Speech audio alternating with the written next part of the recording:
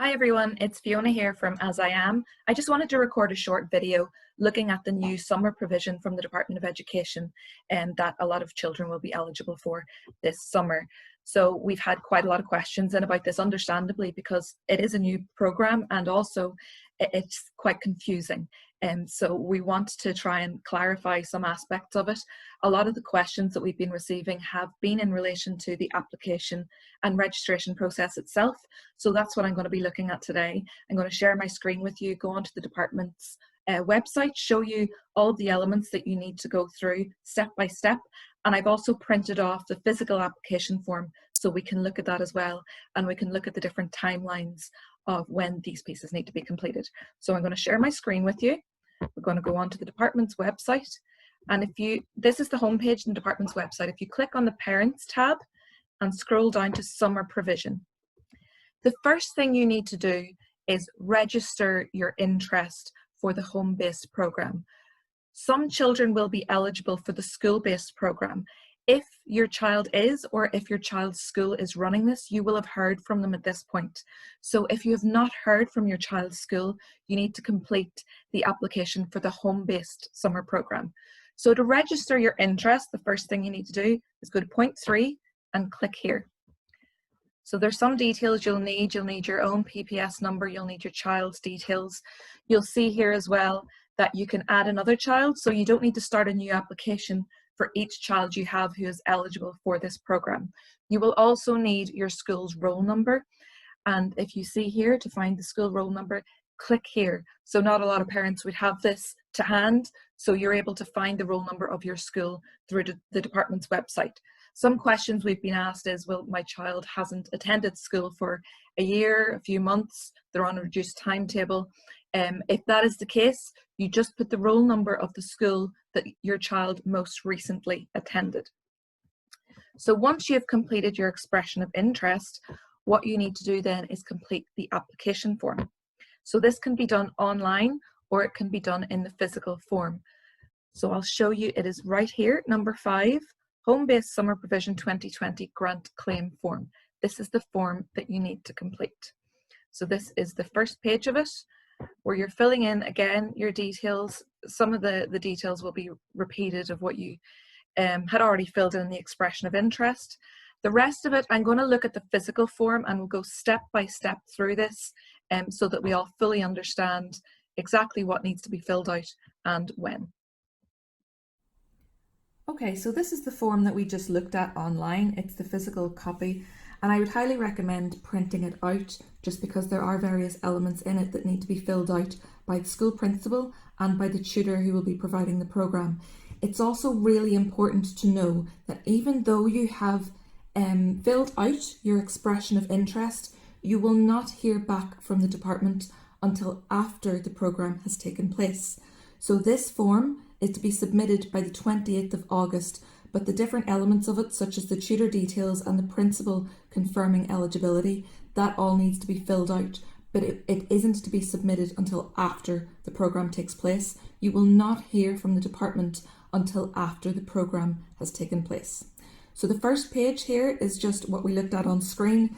It's your own information of the child, and the school roll number. This section has to be completed by the school principal of the school that your child attends or most recently attended. So you'll see here that the principal, it's actually the school's responsibility to complete this section because the principal needs to confirm that the child meets the eligibility criteria. So you'll see here that the criteria is laid out. It's pupils with the diagnosis of autism, with severe and profound learning difficulties, any child in a special class or special school, children transitioning into a special class from an earlier setting, or pupils in primary school mainstream classes who present with the disabilities that are laid out below. It also then asks, is your school participating in a school-based summer provision? And the school can say, yes, they are, or they aren't. If they are, it then asks, does the school have the capacity to include this child in the programme? Because if the school is providing the programme but does not have the capacity to facilitate your child is then eligible for the home-based programme because the school has identified that they are or aren't running it, or that the child can or cannot be facilitated. The school should then also provide learning support information to the parents so that they can communicate this to the tutor who is going to be providing the summer programme so they can best meet the educational needs of the child. And this is then where the principal signs off on this section. So this is the section that needs to be filled out by the tutor or SNA that you've chosen to deliver the home-based programme. You'll see that it asks for a teaching council number. This is if it is a tutor, not if it is an SNA. It's really important to get this part of the form filled out as soon as you have identified a suitable tutor or SNA for your child. Please do not leave this part of the form until right before you submit it, before the 20th of August deadline. So this is where you, alongside the tutor, complete the programme of support and the timetable of tuition that will be delivered over the course of the home-based summer programme. Now, a lot of parents and tutors may not be aware at this point exactly what the hours will be, so I would advise maybe just filling in provisional hours in pencil, and then before you submit the form, finalising exactly what hours were delivered. And this is important because this is what contributes to the grant being paid to the tutor following approval of the programme. So this part of the form is quite important from a child protection point of view, and is to be completed by all tutors or SNAs before the programme commences. So it's really important this is not left until the very end. The form needs to be signed by the tutor or SNA in the presence of a practising solicitor, commissioner for oath, or a peace commissioner. And it's just confirming that they are who they say they are and that they are suitably qualified, and there are no reasons to their knowledge as to why they cannot deliver this programme. So this piece, Appendix 2, is quite similar to Appendix 1, except it's a supporting document for Appendix 1. It's between the tutor and the parent, and it's the tutor and the parent acknowledging that they're both happy to carry out this provision, to have the summer programme completed by this tutor or SNA, and it's the parent acknowledging that they have completed Garda vetting and that the statutory declaration from Appendix 1 has been completed. Okay, so back to the form we just looked at, but only on the screen instead. There are a few small pieces on that form that can be easily overlooked. One of the questions that might come to mind is, how do I find an appropriate person, a practising solicitor or a commissioner of oaths, who will be able to support completing that particular section of this form? So if you go to the bottom of the statutory declaration, there's 2 pages of it. So the bottom one, there's a link to the citizens information where you'll be able to find somebody in your area who is registered to complete and witness this form being filled by the tutor or by the SNA. Also, at the bottom of the page where you fill out the timetable, it will show the address that this needs to be posted off to after the programme has taken place. The deadline, it says not later than 20th of August. However, if you don't get it posted in time for whatever reason, the payment won't be processed in time, but it'll still be processed at a later pay date.